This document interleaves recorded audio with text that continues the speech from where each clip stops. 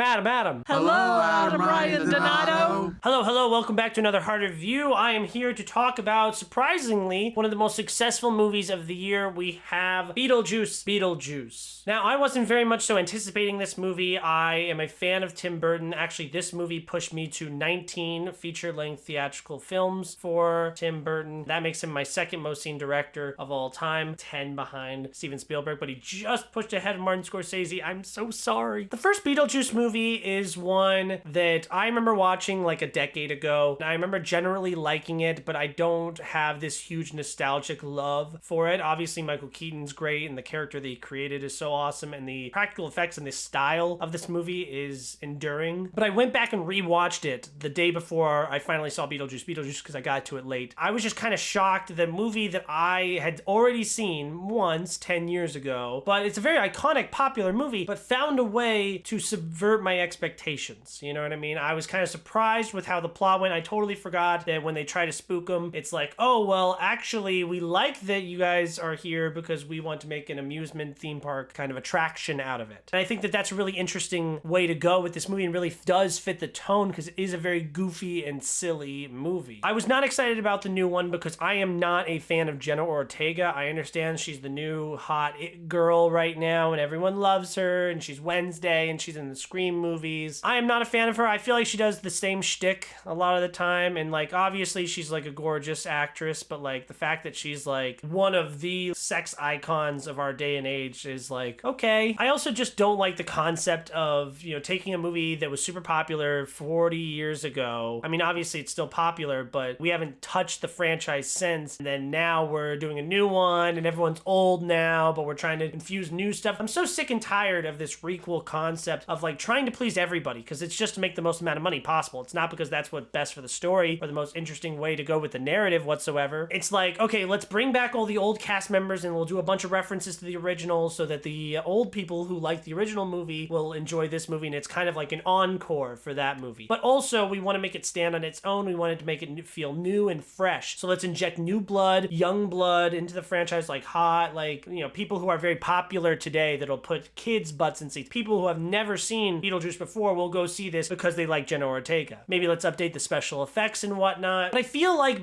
by trying to satisfy everyone, you're satisfying no one, really. Because it does, in a lot of ways, just feel like the exact same movie as the original, but just lesser. And then all the new stuff is kind of the stuff that I really didn't like about it. Tim Burton and Michael Keaton came out and were like, oh, well, we didn't want to fall into the pitfall of, oh, let's have Beetlejuice be in a lot more of the movie. Because in the original, which is only like 90 minutes, this is like 10 minutes long, it's like 100 minutes. In the original, he's only in like 15 minutes of the movie, kind of like Hannibal Lecter. I kind of disagree here though. Beetlejuice is so much fun and Michael Keaton's like the best part about it. There was always that concept of like Beetlejuice goes Hawaiian, and I would love to see that instead of something like this. At least that would be new and different. And honestly, I feel like Tim Burton's not that guy anymore. Like, don't get me wrong, there's a lot of fun practical effects and makeup and costumes and sets, and I really appreciate all that, but it just feels like encore, do it again. Whereas I feel like if we got a new filmmaker to come here, like obviously I wouldn't want the Daniels to waste their time, but that kind of like crazy frenetic energy that they have in like Everything Ever All at Once would be wonderful here. Breathe new life into Beetlejuice. But no, this is a Member Berries type sequel, and like everyone seems to really enjoy it, so I'm wrong. I really dislike this movie. I went in and I was expecting like a 3. For most of it I was at like a 2, and then by the end of it I was just like, fuck this movie. It's like a 1. This is garbage. One thing that made me realize that I really didn't like this movie very much at all was when I realized that a main plot thread in the movie directly mirrored a main plot thread in Ghostbusters Frozen Empire. We have our young female lead who is a descendant of one of the main characters from the original. She's kind of upset because she's disagreeing with how the grown-ups want to handle whatever spooky ghost situation is going on, and so she feels kind of sidelined and without her own voice. So she, on her own, stumbles across a friend who turns out to be a ghost. Believe it or not, but that ghost, who we kind of are developing a romantic relationship relationship with does not have the main character's best interest at heart, helps the villain in their big plan and just,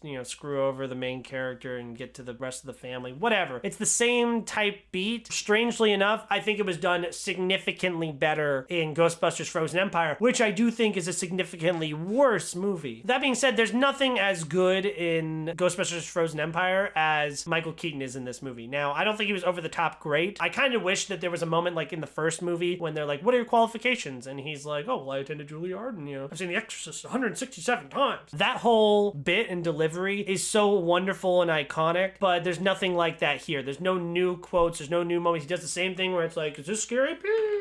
All the same crap. Oh, you like the Deo scene? We did the scene like the Deo scene, guys. Just like the original, huh? And I just hate feeling pandered to like that, but I did enjoy the Deo scene. The MacArthur Park song that they played in the movie, and the dancing was a lot of fun. It was very silly. I realized that, I knew that song, but the way I knew that song was growing up, I really liked Jurassic Park, and I really liked Weird Al, and Weird Al did a cover parody of the song called Jurassic Park. I had known, the beat and everything like that, but I never knew any of these lyrics or anything. So that was a crazy realization for me. Another positive thing about the movie, like I said, the soundtrack's very good. Danny Elfman with the score is fantastic, but also the songs that they use in the movie, I really like the Bee Gees song Tragedy that they use. MacArthur Park is now on my Spotify. I just think that this movie has way too much going on. I think that Tim Burton, the most successful thing that he did in the last decade or so is that Wednesday show for Netflix, which is 8-hour-long episodes. That's 8 hours of content, and you're able to flesh out more things and spread out your time and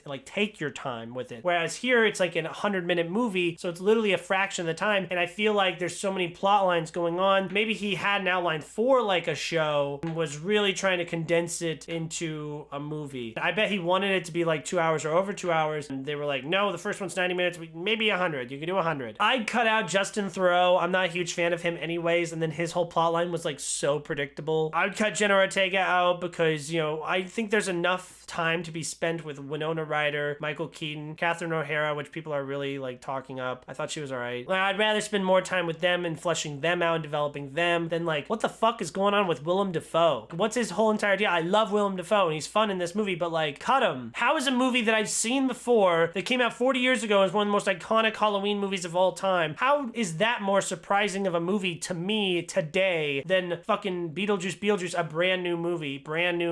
I don't know. I think people just have their nostalgia goggles on. I think that they just desperately wanted a Beetlejuice for so long, and kind of in an opposite of Back to the Future movies. People are like, oh, don't touch those, don't touch them. But Beetlejuice, it's oh no, we do want to see more. We do want more. And I agree with that. I really wish that we would have, honestly, let's forget everything with Winona Ryder and her family and whatnot, and let's just do a new Beetlejuice movie with a different family. Why not? Let's do something new. So yeah, if you enjoy this Member Berries thing, great. I'm not trying to convince you not to. I'm just defending why I didn't really enjoy it. It felt like a wasted time. I think Tim Burton, maybe the worst household name director working today. I just didn't think that this needed to exist at all, and I don't think it took any big swings, and I don't think it did anything particularly really right. I'm giving this a 1 out of 5. Bad movie. Bad. It's honestly gonna be on my bottom 10 of the year. I really didn't like this, and it's a bad year for movies, but I think it's better than the likes of a Madam Web. Argyle's better, but this is down there with crap like Borderlands. Don't see this movie, or go see it. You probably already saw it. Made so much money at the box office. Thank you guys so much for watching this review. Like, comment, subscribe. Why don't you tell me what your favorite Tim Burton movie is? Mine, I would almost certainly go Edward Scissorhands. I think that maximizes his strengths the most. I haven't seen Big Fish. I think I watched a little bit of it as a kid, but I haven't